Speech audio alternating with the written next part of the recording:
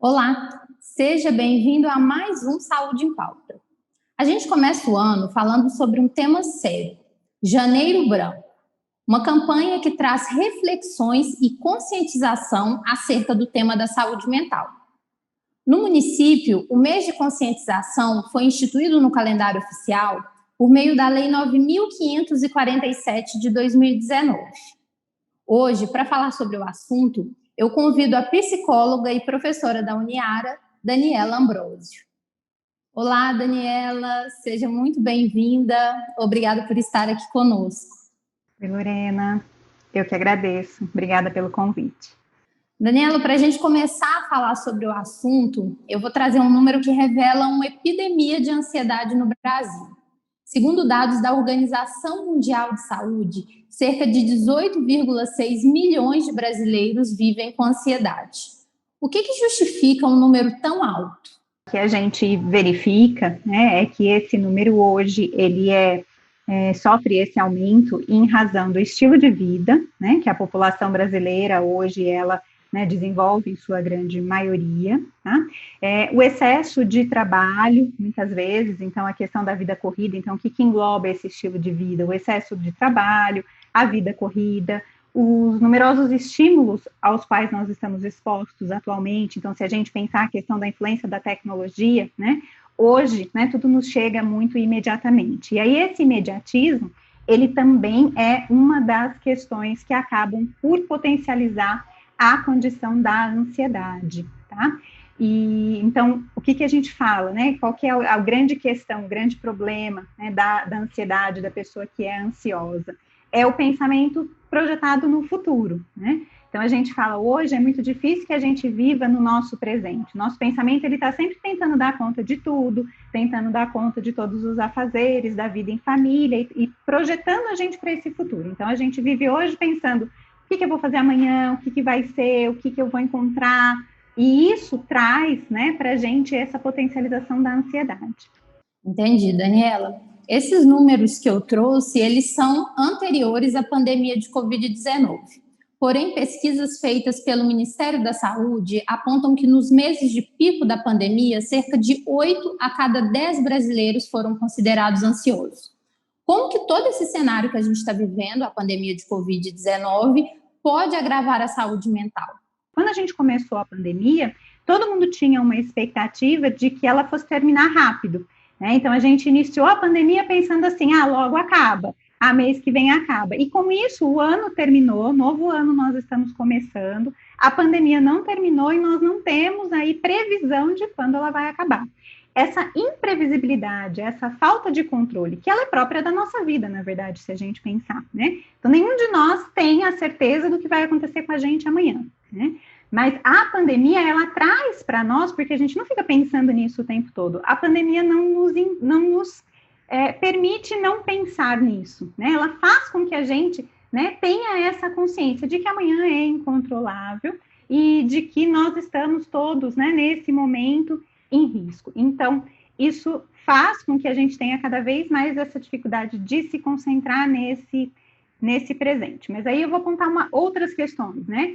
E por que os dados da pandemia, eles chamam a atenção em relação ao país, né, ao Brasil, até comparado com outros estudos?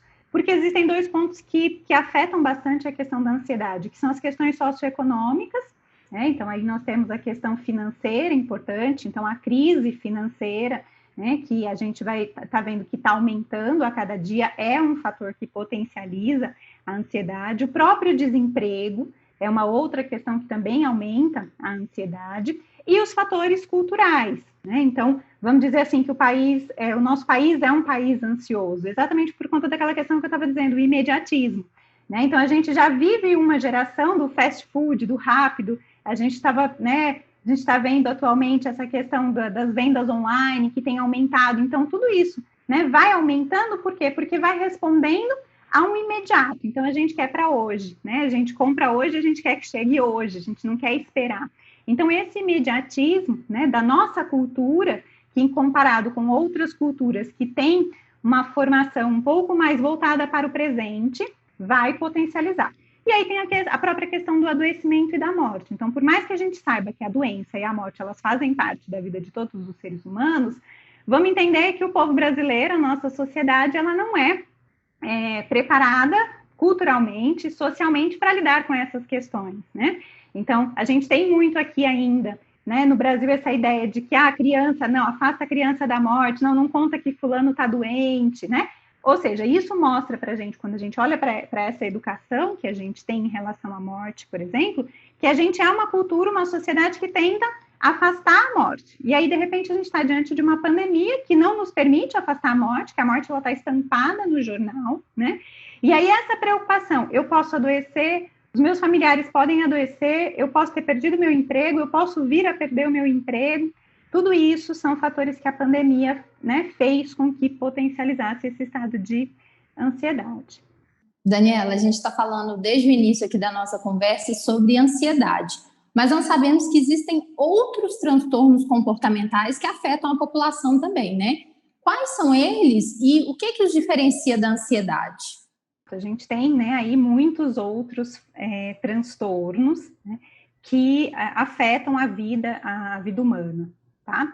Então, assim, a própria depressão, ela pode ser, inclusive, um fator que potencializa ou que leva a um quadro de ansiedade, né? Então, é importante essa diferenciação. A ansiedade, ela faz parte da nossa vida, vamos dizer assim? Sim. Então, é natural em algumas situações. Então, se eu vou para uma entrevista de emprego, ou se eu vou para um evento em que eu nunca estive presente, toda vez que a gente vai enfrentar uma situação que ela é desconhecida, é normal que a gente experimente algum nível de ansiedade, né? Mas quando essa ansiedade, ela acaba sendo potencializada num nível que atrapalha a nossa vida, que nos impede de fazer alguma coisa, ou que nos coloca em comportamentos repetitivos, né? Então, por exemplo, e que podem prejudicar a nossa saúde de uma forma em geral, então pensar, se eu estou fumando muito, bebendo muito, comendo muito, ou o contrário, deixando de comer, dormindo muito, ou deixando de dormir, né? Então, elementos que vão aí me prejudicar de alguma forma, isso pode caracterizar outros quadros que aí, né, superam essa questão de uma ansiedade que a gente diria essa ansiedade natural. Então, a gente tem aí a depressão,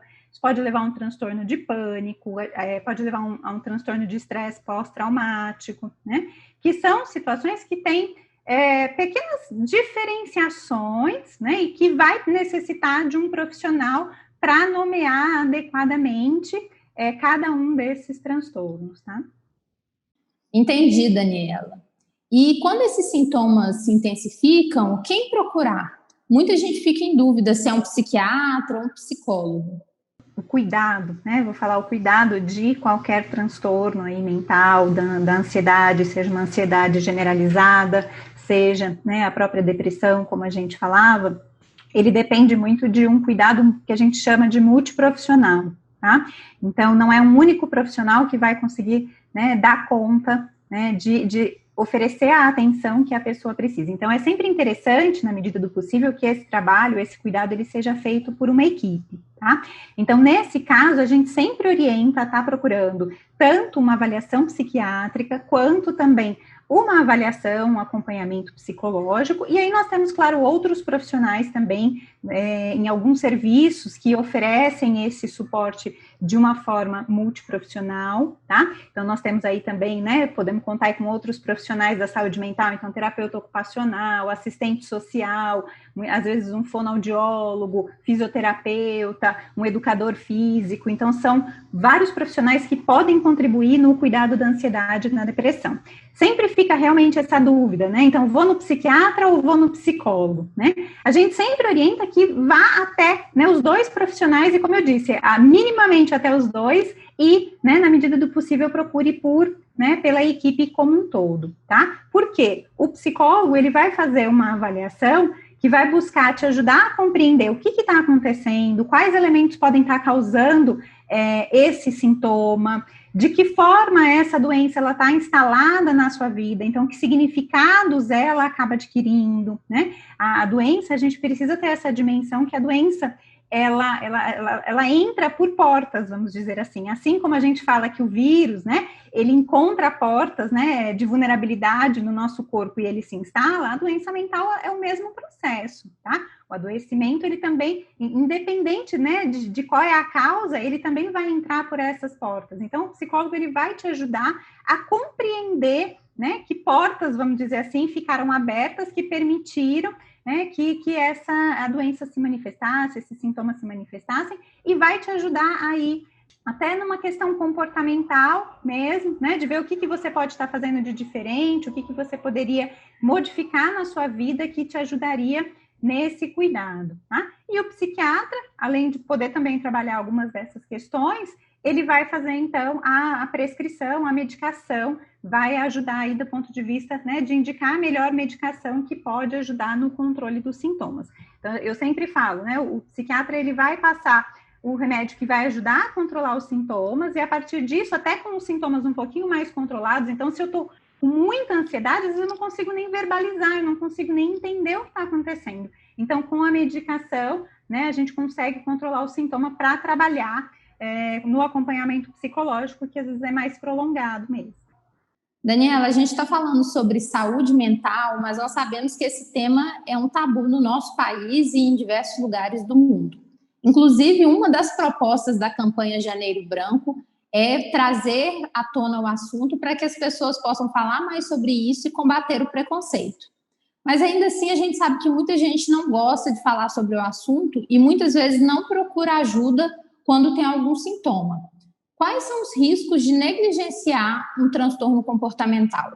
Quando a ansiedade, uma tristeza, uma preocupação, ela começa a causar um intenso sofrimento, tá? Isso precisa ser investigado, né? A gente escuta muito isso como se a vida fosse naturalmente permeada pelo sofrimento, né? E realmente, perdas, mortes, dores, tristezas, preocupações vão fazer parte da nossa vida. Mas, né, a ideia não é que a vida seja sofrida no seu todo, vamos dizer assim, né? Então, assim, a gente precisa romper um pouco essa ideia de que é normal, é natural. Então, assim, eu tô ansioso, é normal, vai passar, é porque eu tô estressado com o meu trabalho, mas é porque eu trabalho num lugar estressante. A gente escuta muito isso, né? E nós estamos dizendo aqui, Lorena, inclusive de algumas situações de adoecimento, né? Então, o adoecimento, a gente precisa ter essa consciência de que ele precisa ser cuidado, ele precisa ser tratado, né? E se a gente não... É como a gente pensar, a gente pode comparar com doenças que a gente chama de física, hoje a gente sabe que não tem muito essa separação entre físico e mental, mas a gente chama de física, as pessoas entendem melhor dessa forma. O que acontece se, por exemplo, você tem uma diabetes e você não cuida? Ela se agrava. Se você tiver com o Covid, por exemplo, e você não cuidar, vai se agravar. Então, é da mesma forma com as doenças mentais, né? Se eu não cuidar, vai agravar. Eu digo que a doença, ela é a forma que o nosso corpo, e o nosso corpo ele é sábio nesse sentido, que ele utiliza a doença para nos chamar a atenção para algum elemento. Então, assim, se eu estou com uma enxaqueca recorrente, se eu estou com uma gastrite, então são quadros, né, que a gente entende que o organismo vai utilizando para sinalizar para a gente que tem algum problema acontecendo, que precisa de alguma mudança. O que vai acontecer se eu não cuidar? Vai se agravar e vai, né, se tornar uma doença crônica. Tá? Então, assim, a depressão é uma doença crônica, o transtorno de ansiedade é uma doença crônica, e os sintomas, eles vão aumentar conforme não for havendo cuidado. Então, eu digo isso, né? O corpo, ele tá falando, olha, não tá legal. Se você não cuidar, ele vai dar um jeito de gritar, e se você não cuidar, ele vai dar um jeito de te parar, ele vai, né, até onde for necessário para que você cuide, para que você olhe para isso. Daniela, e para encerrarmos, existe alguma prática, alguma atitude que pode deixar a vida mais leve? A gente sabe que nós estamos vivendo um momento difícil, um momento de perdas, muita gente perdeu familiar, perdeu emprego, existe a ansiedade que você já falou com o futuro, e também existe o medo de pegar a doença, né? Como viver de forma melhor nesses próximos meses que a gente ainda vai conviver com a Covid-19? Existe algum segredo?